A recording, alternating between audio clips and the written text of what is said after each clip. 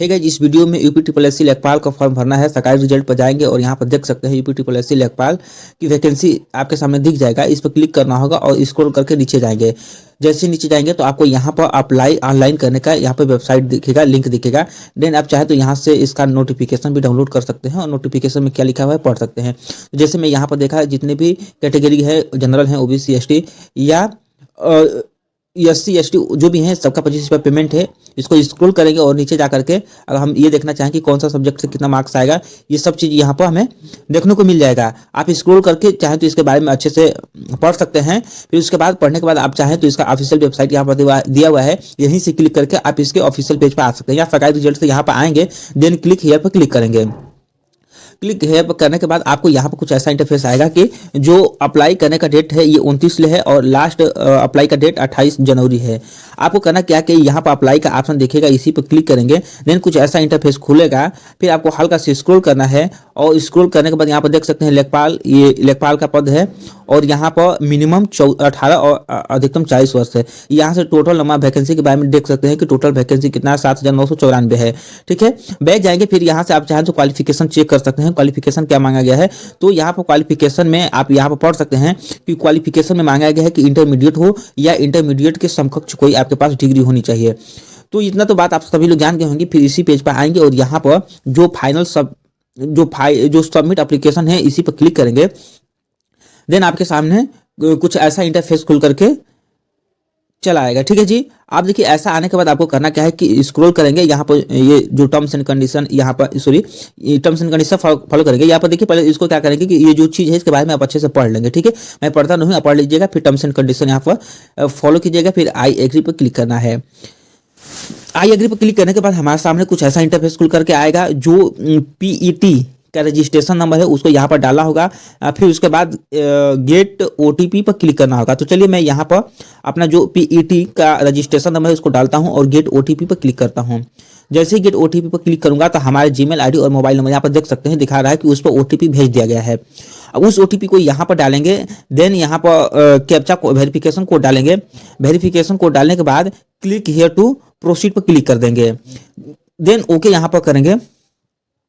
यहाँ पर ओके करेंगे और ओके करने के बाद हमारे सामने जो पीईटी में जो डिटेल भरा था वो सब डिटेल ऑटोमेटिक यहाँ पर फैच कर लेगा। हमें कुछ भी यहाँ पर भरने की जरूरत नहीं है। टोटल पीईटी की जो फॉर्म में अप्लाई किया था उसके थ्रू ये सब डिटेल यहाँ पर देख सकते हैं, यहाँ पर सब फैच कर लिया है।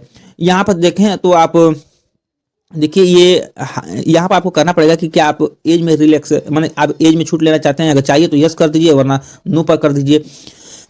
फिर उसके बाद यहाँ पर इसको स्क्रॉल करेंगे। हाई स्कूल इंटर का सब डिटेल्स दिया हुआ है। यहाँ पर लिख रहा है कि माध्यमिक शिक्षा परिषद उत्तर प्रदेश की इंटरमीडिएट परीक्षा या सरकार द्वारा इसके समकक्ष कोई डिग्री आपके पास है तो हाँ पर क्लिक करेंगे और यहाँ पर लिख देंगे बोर्ड का नाम, यूपी बोर्ड लिख देंगे, कब पास आप किए थे, पासिंग ईयर लिखेंगे। फिर यहाँ पर पूछा कि सर्टिफिकेट नंबर,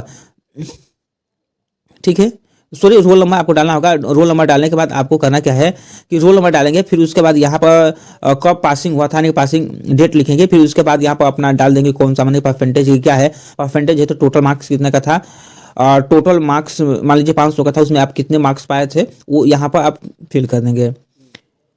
यहाँ पर डालेंगे कितना पाए थे। फिर उसके बाद यहाँ पर वेरिफिकेशन कोड डालना है। वेरिफिकेशन कोड डाल करके सबमिट करेंगे। फिर ओके करेंगे, देन ओके करेंगे।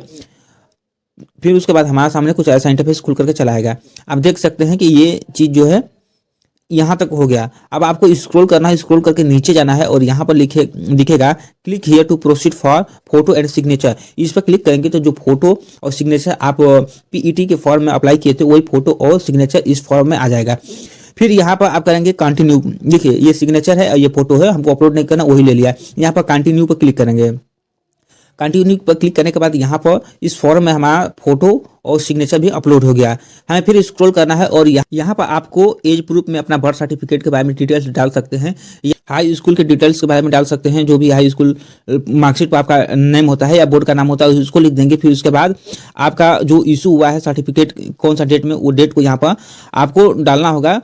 तो जिस डेट को इशू हुआ है, फिर उसके बाद सर्टिफिकेट नंबर होता है, देख सकते हैं जो मार्कशीट होता है उस पर सर्टिफिकेट नंबर लिखा होता है, उसको डालकर आपको अपडेट पर क्लिक करना होगा। जैसे ही अपडेट पर क्लिक करेंगे तो ये देख सकते हैं यहाँ पे फिर अपडेट डिटेल्स करेगा, अपडेट डिटेल्स आपको करना होगा क्लिक, देन आपके सामने ये सक्सेसफुली हो जाएगा और ये आपको दिखने लगेगा ग्रीन, यहाँ पर देख सकते हैं। ठीक है, अब आपको यहाँ पर आना है SC ST OBC, पूछ रहा है कि इसके बारे में आपको डालना है सर्टिफिकेट आपके पास है किस अथॉरिटी के द्वारा है, तो आप तहसीलदार या जो भी चीज़ होंगे उनको डाल देंगे, फिर कब इशू हुआ है डेट डालेंगे, फिर उसके बाद सर्टिफिकेट नंबर होता है जैसे 2266 ऐसे कुछ नंबर होता है क्रमांक के नीचे होता है, उसको डाल करके अपडेट पर क्लिक करेंगे, फिर अपडेट डिटेल्स पर क्लिक करेंगे, आपके सामने ये भी अपडेट हो जाएगा और यहाँ पे ये भी ग्रीन दिख जाएगा। ठीक है, इतना काम आप करने के बाद करेंगे क्या, आपको थोड़ा सा इसको स्क्रॉल करना है और नीचे जाकर के वेरिफिकेशन कोड को डालना है और यहाँ पर टर्म्स एंड कंडीशन फॉलो करते हुए वेरिफिकेशन कोड डालेंगे, देन आपको सेव एंड प्रोसीड पर क्लिक करना है, देन ओके पर क्लिक करेंगे। फिर यहाँ पर पूछा कि प्रोसीड टू पेमेंट आप एंड फाइनल सबमिट करा कि प्रोसीड टू पेमेंट, यहाँ करा कि आप पेमेंट करना चाहते हैं और तो यहाँ पे क्लिक कीजिए, प्रीव्यू देखना चाहते हैं तो बगल में कर लीजिए। मेरे को पेमेंट करना है, मेरा सब सही है तो मैं पेमेंट पर क्लिक करूंगा, फिर उसके बाद क्लिक हियर टू पे पर क्लिक करूंगा, हमारे यहाँ पर 25 रुपया का पेमेंट कटेगा, फिर ओके पर क्लिक करेंगे।